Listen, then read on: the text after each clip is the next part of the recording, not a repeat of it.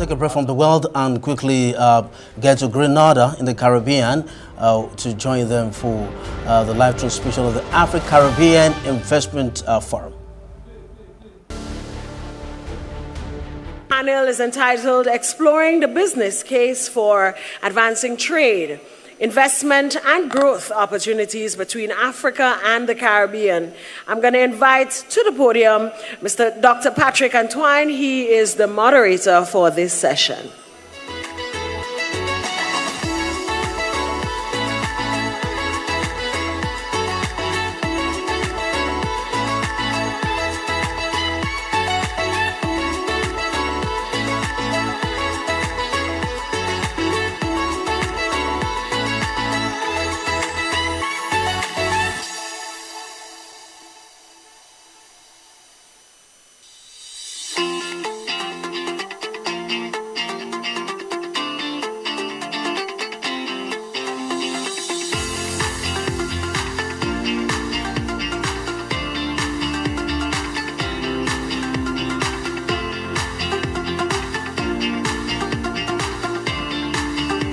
My apologies, we do have a critical announcement at this time.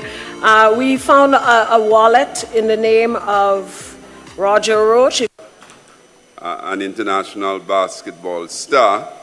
I see half of the room's gone to take photographs, but the rest of us who are here must persevere. We have the enormous task of doing what was planned as a 1-hour session in 20 minutes. So we will need your full attention as we try to navigate this.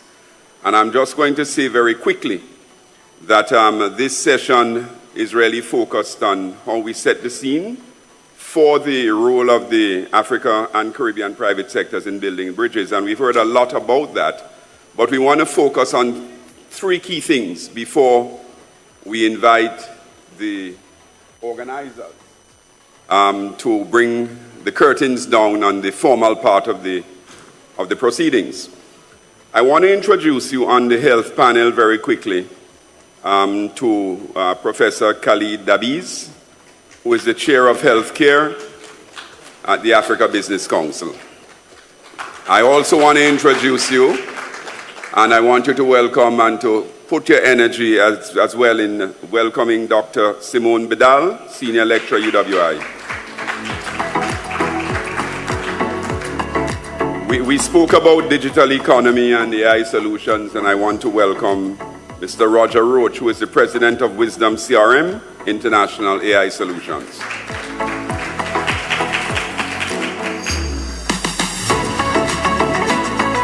On the fashion industry, I want to welcome Ms. Memory Kambucha, CEO of Africa Fusion. And just because I think we need to recognize the role of my colleague who wants to give up her time, as well as I want to welcome Dr. Amani Asfor, President of the Africa Business Council, who has worked with us on a lot of this. Thank you.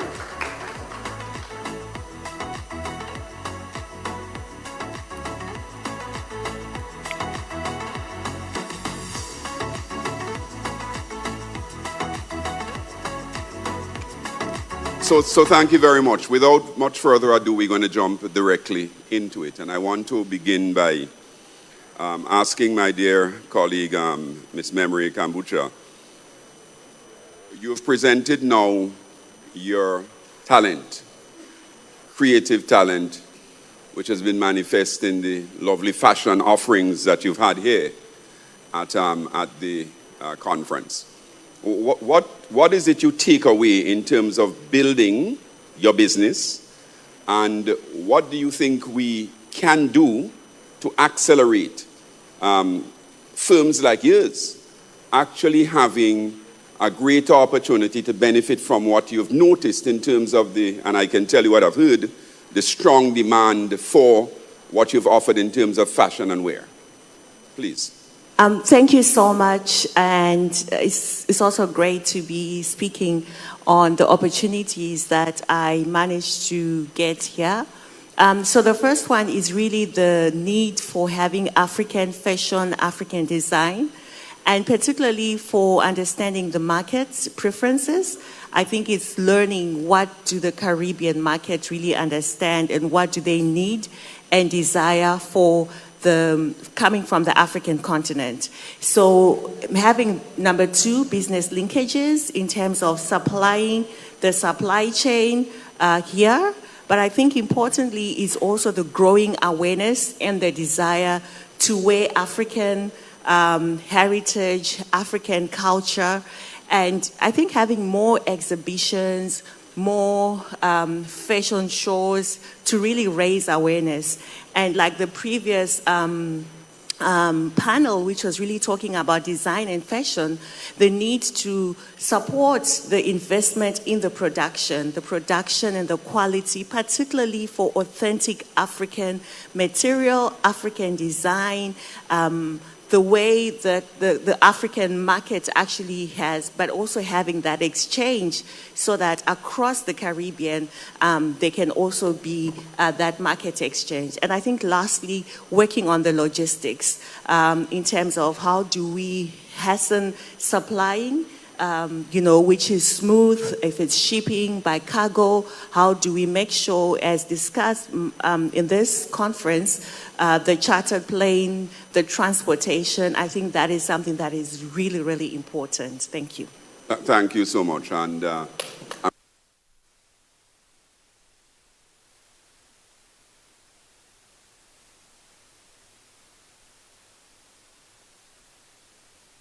communique. We, the African Export-Import Bank, Afrexim Bank, and the government of Grenada convened the 4th Afro-Caribbean Trade and Investment Forum, Actif 2025, from the 28th to the 29th July 2025 in St. George, Grenada.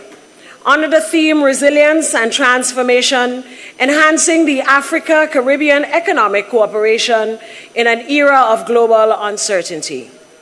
Recognizing the profound historical, cultural, and ancestral bonds that unite Africa and the Caribbean, and reaffirming our joint commitment to the advancement of a prosperous and self-reliant global Africa. Acknowledging the African Union's recognition of the African diaspora as the 6th region of the continent and its critical role in fostering trade, investment, innovation, and sustainable development across the 2 regions.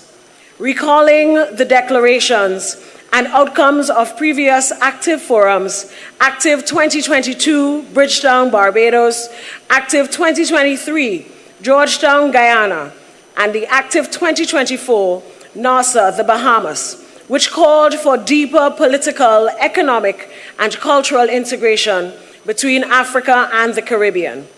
Recognizing the need to build resilience amid an increasingly fragile and uncertain global landscape, marked by climate crisis, pandemics, rising protectionism, debt vulnerabilities, and shifting geopolitical dynamics. Conscious of the persistent structural barriers to Afro-Caribbean integration, including inadequate transportation and connectivity, limited access to trade and project finance, and regulatory misalignment, whose resolution present opportunities for growth through regional integration in sectors such as energy, hospitality and tourism, agriculture and agro-processing, manufacturing, cultural and creative industries, health, financial services, transport, and logistics. Affirming the imperative of strengthening intra-African and intra-Caribbean markets, while simultaneously expanding African-Caribbean trade and investment to drive shared prosperity and transformation. We hereby commit to supporting the deepening of cooperation between Africa and the Caribbean, with a focus on building resilient cross-regional value chains in strategic sectors such as agriculture, tourism, energy, infrastructure, health, financial services, manufacturing, and the creative and digital economies. welcome the endorsement of the establishment and operationalization of an African-Caribbean free trade arrangement to eliminate trade barriers, enhance regulatory coherence, and unlock mutual market access.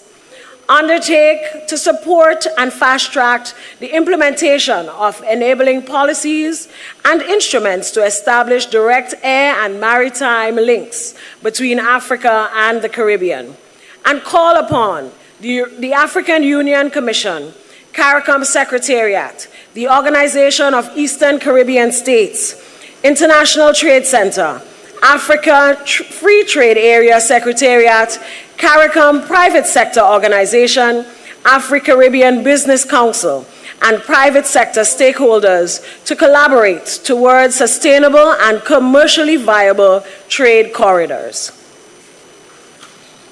Welcome the wide range of trade and investment deals amounting to over $300 million that were announced during Actif 2025, spanning infrastructure, manufacturing, logistics, digital services, tourism and agribusiness, and encourage greater participation by SMEs, women, and youth-led enterprises. Support the continued growth of the Afro-Caribbean Business Council under the partnership of the Caribbean Private Sector Organization and the Africa Business Council as a dynamic platform to catalyze business-to-business linkages, strengthen trade promotions, and resolve common private sector challenges. Welcome the endorsement of the Global Africa Commission to drive and strengthen Africa-Caribbean economic and cultural relations by the government of Grenada, St. Kitts and Nevis, and other leaders of the Organization of Eastern Caribbean States, and call on African and Caribbean heads of states and governments to endorse the Global Africa Commission at the African Caribbean Summit in Addis Ababa in September 2025. Commend the ambition of establishing a global Africa Athletics Championships as a landmark initiative strengthening youth development and sports diplomacy, between Africa and the Caribbean, and as one of the initiatives of the Global Africa Commission. Acknowledge the pivotal role played by strategic partners, including the African Union Commission, the Africa Free Trade Area Secretariat, the CARICOM Secretariat, the Organization of Eastern Caribbean States, and the International Trade Center in advancing the shared vision of global Africa. Encourage both regions to speak with one voice on global matters, pushing for fair trade systems and economic reforms that reflect collective aspirations. Call for joint Africa and Caribbean action and advocacy for climate justice at the global level. Call for strategic studies to optimize Caribbean-African economic, social, and cultural linkages. Emphasize the imperative of eliminating visa restrictions to promote entrepreneurial movement and promote trade and investment between the two regions. Welcome collaboration to address digital skills shortages and capacity gaps in telecommunications and digital sectors that are hampering regional development and require immediate attention through skills and knowledge transfer programs. Commend the government of Grenada and fellow OECS states for showcasing concrete, bankable opportunities. Applaud 13 countries that have signed into Afreximbank's partnership agreement and urge remaining countries to formalize participation in order to fully benefit from tailored financing, facilitation, and advisory services. Acknowledge the urgent need to invest in infrastructure that unlocks Caribbean-African trade and investment opportunities in sectors such as energy and transport, ports, ecotourism, and call on development finance institutions to design targeted solutions for this agenda. recognize the important role of the creative and digital economy, including music, film, literature, fashion, visual arts, and sports, as a vibrant engine for growth, identity, and youth empowerment, and commend Afreximbank for its initiative in support of the sector. Congratulate Dr. George Ilombi on his appointment as the 4th President and Chairman of the Board of Directors of the African Export-Import Bank. Commit to the continued convening of the Afro-Caribbean Trade and Investment Forum and reaffirm our full support of Actif 2026 as a flagship platform to accelerate Afro-Caribbean trade, investment, and integration. Express our deepest appreciation to the 2,106 delegates from over 80 countries across Africa, the Caribbean, and the wider international community for their active participation and contribution to Actif 2025, including 11 heads of state and government, senior government officials, business executives, artists, scholars, development partners, 85 speakers and moderators, and 102 exhibitors.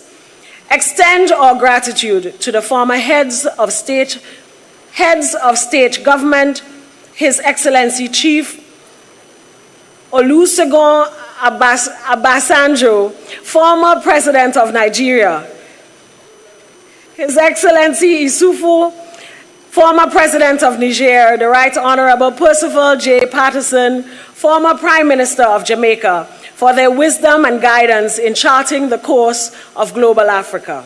We thank the African Union Commission, Caribbean Community Secretariat, African Free Trade Area Secretariat, the Organization of Eastern Caribbean States Secretariat, the United Nations, and the International Trade Center for their continued support in building African-Caribbean relations. We express our deepest appreciation to the people of Grenada, led by the Governor General, Dame Cecile Lagrenade, and Prime Minister, the Honorable Deacon Mitchell, for their exceptional hospitality and seamless organization of the forum.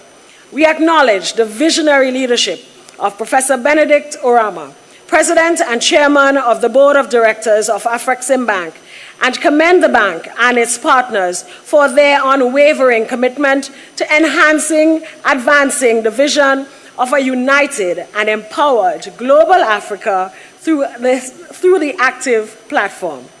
29th day of July, St. George's, Grenada.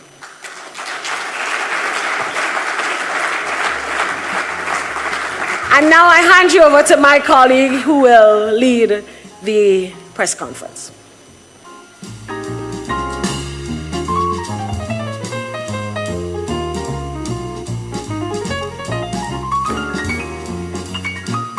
Good afternoon, ladies and gentlemen.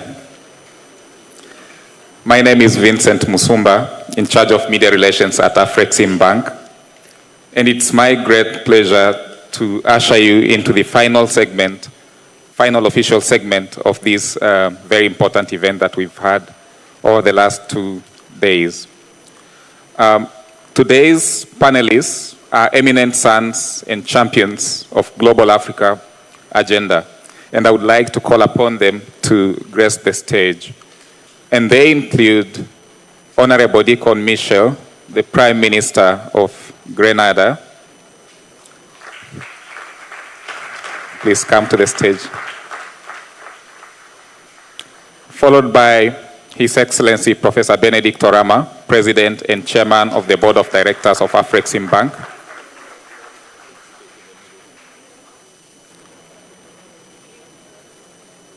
And then he will be followed by Dr. George Elombi, Executive Vice President of Afreximbank and incoming President of Afreximbank.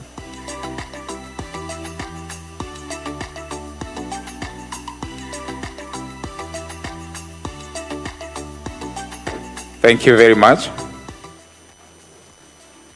Your Excellencies, in the audience, we have members of the media from Africa, the Caribbean, Grenada, which is basically our host, and other countries. Basically, more than 15 countries are represented here in terms of the media who are participating in this press conference that we are going to have right now. And they have richly contributed to the discussions that we've had over the last 2 days of the Africa-Caribbean Trade and Investment Forum.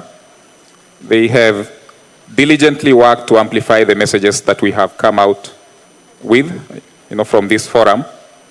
And they've sent me a couple of questions, which I'm going to present to you for your responses and for their satisfaction. So we have about 7 questions in total.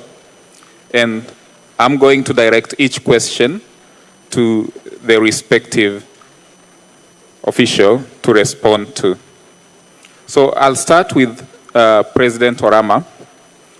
The first question is that we've had very dynamic and passionate discussions, and we've seen deals being signed. However, as you mentioned yesterday during your keynote address, and I quote, "What we have done so far is to prove the concept. We now need to institutionalize it." But the question is, what's your idea of institutionalizing the concept? Over to you, President. Thank you very much. Let me again thank the Honorable Prime Minister and all the dignitaries here, and as well as the members of the press who have gathered here.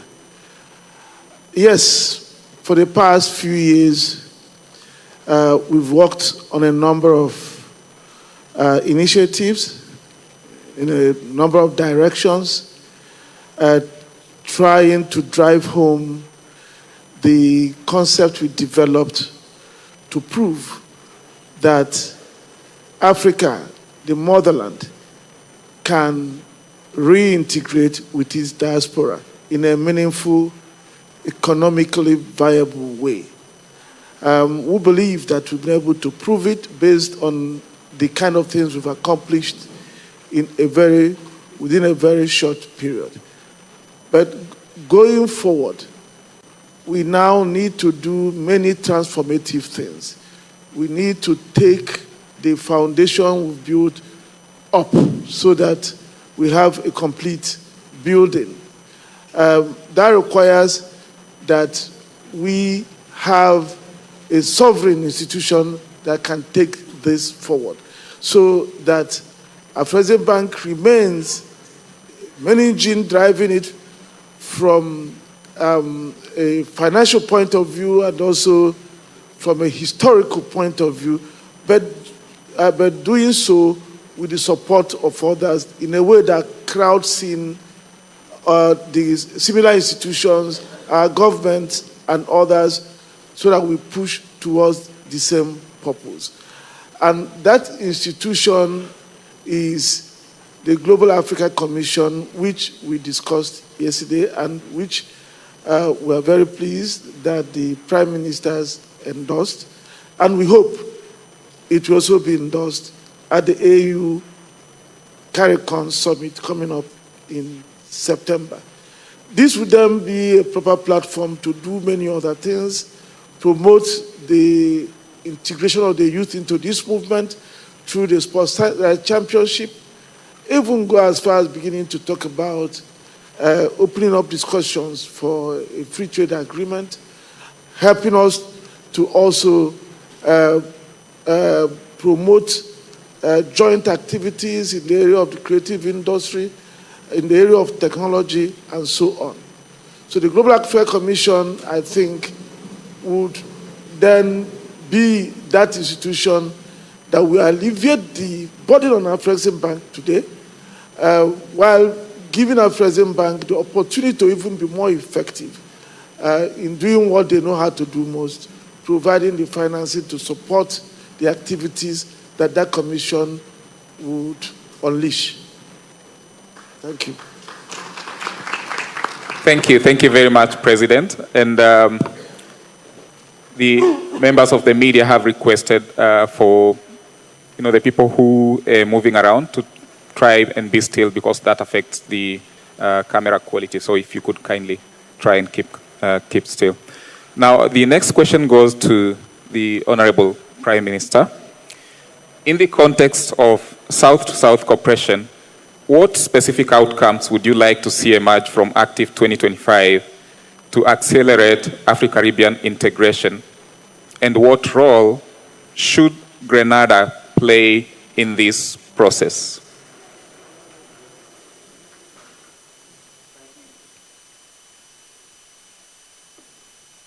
First, let me place on record my own appreciation and the appreciation of the government and people of Grenada to both presidents who are here with me for partnering with Grenada to host this significant event.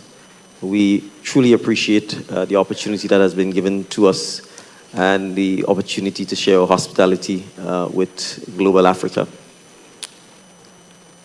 I mean, there's a lot that we can talk about, but I think we can first start with the movement of people and the need to ensure that we continue to resource and support the ability of the Caribbean and Africa to get to each other. And we've done so by hosting this event. Many of you who are here because of direct chartered flights. I was in Abuja not too long ago. Again, it was via a direct flight. And as Professor Orama said, it proves the concept that if we are deliberate and if we are intentional, there is no reason why we can't begin, even if it's baby steps, to begin the process of deliberately traveling between Africa and the Caribbean. It took me exactly 8 hours and 56 minutes to fly from the Morris Bishop International Airport to Abuja. It's about the same time to get to London. And I can tell you the reception in Abuja was a lot warmer and friendlier.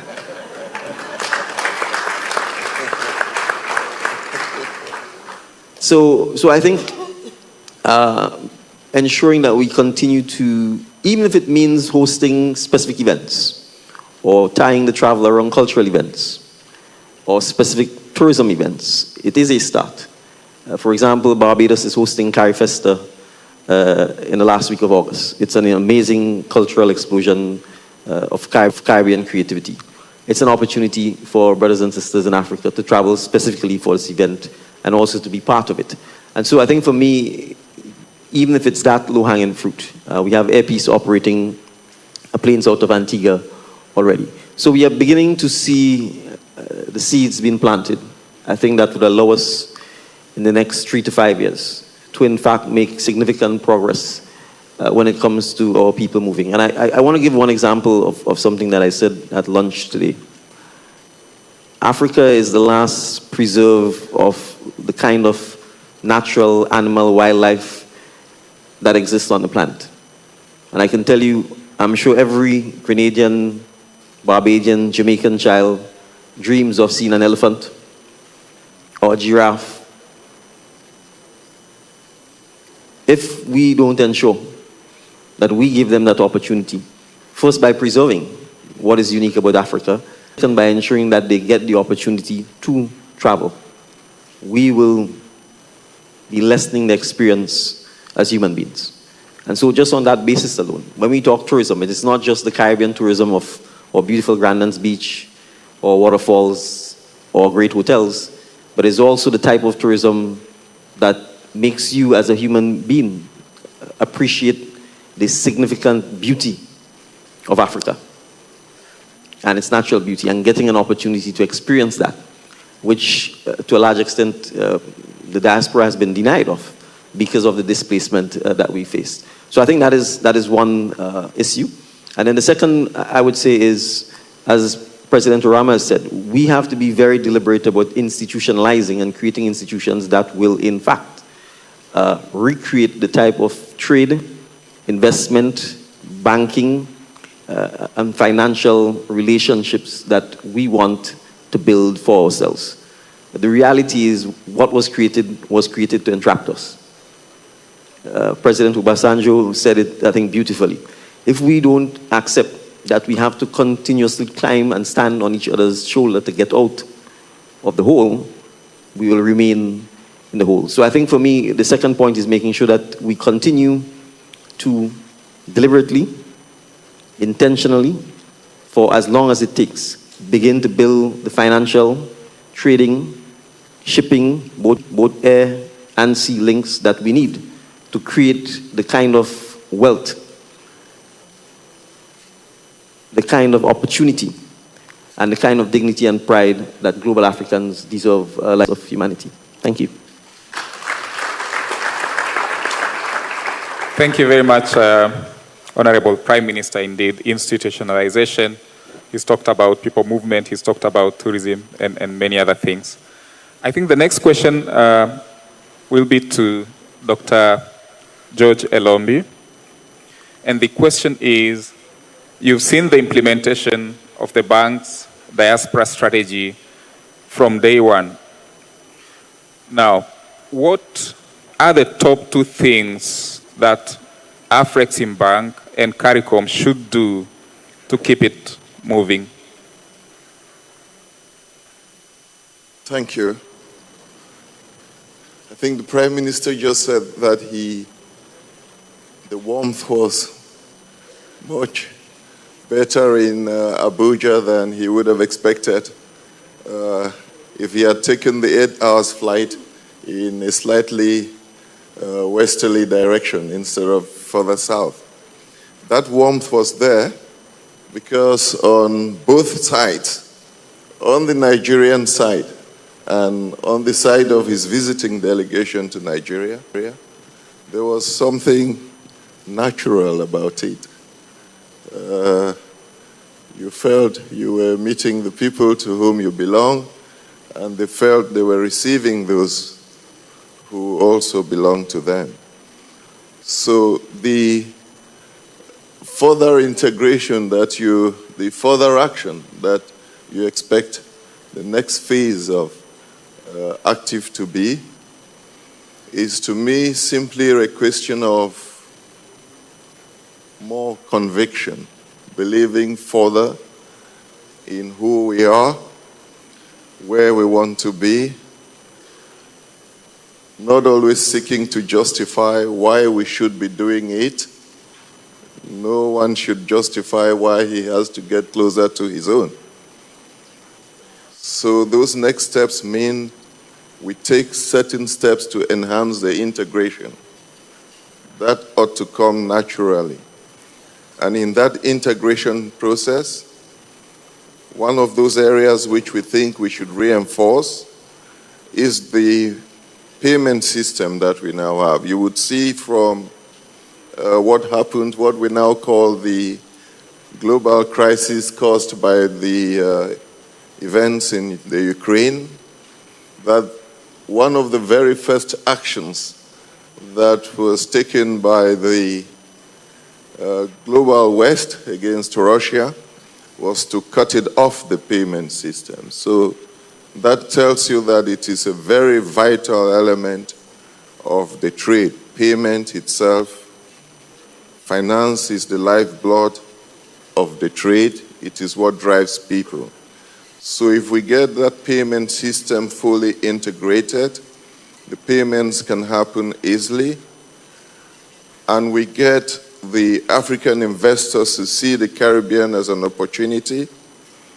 Then as they invest more, the drive towards our brother Wamkele here, the drive towards his African free trade area that includes the Caribbean will become more natural. It will happen on its own. The governments may not have to do anything again. The people, through their interaction, will drive that integration. And as soon as that integration has happened, on that institutional level, that structural level, then the rest would follow. The governments would have no choice but to recognize that it is there. So we think certain things like that payment system would help. Some other action in the direction in which Professor Rama has been driving it, not only in terms of the thought, but also the practical steps he's taken to engage with specific, carefully targeted African serious businessmen to begin to engage here. When that is reinforced and they begin the investment, then obviously the integration that you're seeking or that your questioner was asking for would be seen as a very natural thing. It will not be something we have to justify. It will be there because that's just the right thing. Thank you.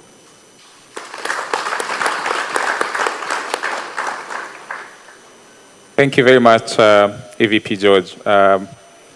More conviction, us believing in ourselves, and of course, like you said, integration of the payment systems.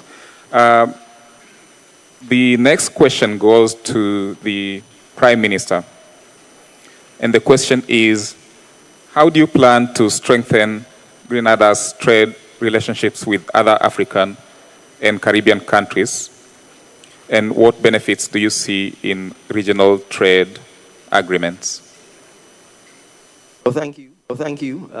We've already started. We've been pursuing a deliberate policy of lifting visas for travel between Grenada and many of the African countries. I think you heard it from Aliko yesterday on the presidential panel that really the visa regime was something that post-independence many of us imposed on ourselves foolishly, that has in fact hindered trade, economic growth, development, and the people-to-people movement.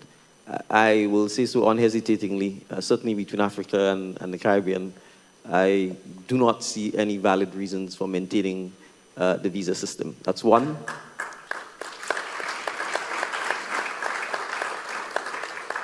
Two, even if we try to maintain it, the fact is the technology is moving in the direction of biometrics, which means electronic travel authorization, certainly for security reasons, and I think it allows all of us the opportunity to actually invest already in the future, which is now, and move to a process where you either have visa on arrival if you still need one, or electronic travel authorization. There are countries which have done it. I think Rwanda, for example, in Africa.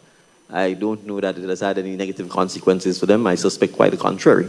It has certainly helped to improve their economic chances. So I think that's one key thing that we need to send the message, that we are not here to prevent our people from moving. Second, I think it's important for us as well to pay attention to the things we need from a government policy point of view to do to encourage investment. I did not hear much conversations about at a government level ensuring that we have the type of treaties that we need to protect investments in each other's space. I have not heard conversations about ensuring we engage in double taxation treaties or information about data sharing or information sharing. So those are some of the things that we need to pursue to ensure that we can say to the private sector that when you invest in the Caribbean or when you invest in African countries, your investment will be protected.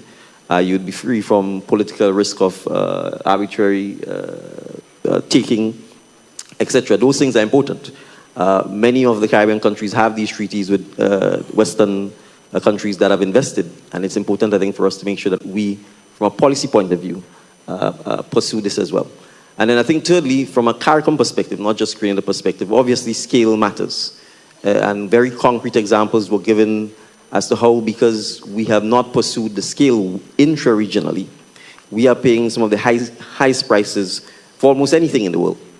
Our electricity cost is 30 to 40 cents per kilowatt hour. It is some of the highest in the world. It simply will not allow the kind of economic development that we need. It also makes our cost of living some of the highest anywhere in the world. So we need to be able to, at the intra-regional level, ensure that we can scale to allow us to then deploy and to lower the cost of living on some of the fundamental things that we need in terms of inputs for economic development. The cost of energy, fertilizer, the cost of food. Those are critical things for us. The cost of aggregates that we need to build our infrastructure. And we need to bear in mind the vulnerabilities of the Caribbean. We have significant flooding, landslide, hurricanes, volcanic eruptions. And so our infrastructure, particularly our public infrastructure, is always under threat. And so we need to make sure that the inputs associated with this are available and are available in the quantities and at the cost that makes it sustainable. So I think just intra-regionally, there are significant opportunities for us to scale and then to obviously partner with Africa and use Africa's scale to allow us to buy cheaper, to get better terms, and be able to be more sustainable. You can look at Guyana, you can look at Suriname. There are significant opportunities just within those two markets to allow us to scale. So I think those are some of the areas we would certainly want to focus on from a Grenada perspective, but it mirrors what CARICOM needs to do as well. Thank you very much, Honorable Prime Minister. And conscious of time and of course the upcoming program, the last question is actually the last. And I'm saying it's the last because it's a question directed to Professor Rama. What next after Afrexim Bank?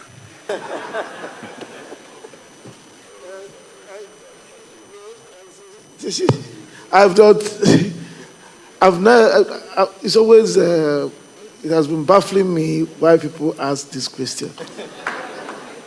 When someone retires, what does he do? When he retires, he says he's tired, so he goes home to rest. And so what next is I will travel around the Caribbean and look for a nice place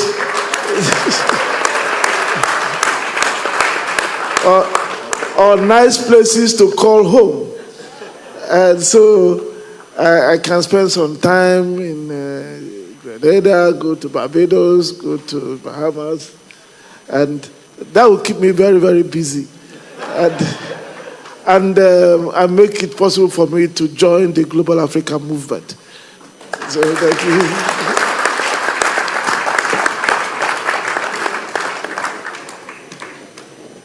I think it seems that Professor Rama was a little shy to tell you that the mantra is once Afrexim Bank, always Afrexim Bank. So he ain't go nowhere. The incoming has said it. Thank you very much, ladies and gentlemen. That marks the official end of the press conference.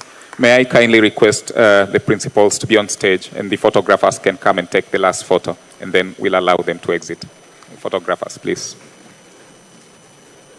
Please be upstanding, presidents.